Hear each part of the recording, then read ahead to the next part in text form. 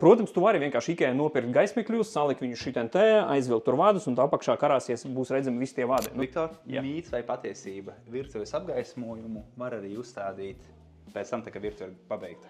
Patiesība, tu noteikti vari to izdarīt. Jautājums, kādu rezultātu tu sagaidi. Jo paskaties, kā mums tas apgaismojums ir iestrādāts. Tā kā apakšā zem sienas skapīšiem ir panelis, kas nosēdz visu to sienas skapīšus, un tu neredzi skapīšu dalījumu. Tas panelis neiziet līdz pašai fasādei, un te mēs iestrādājam to apgaismojumu. Un kāpēc tas tā ir?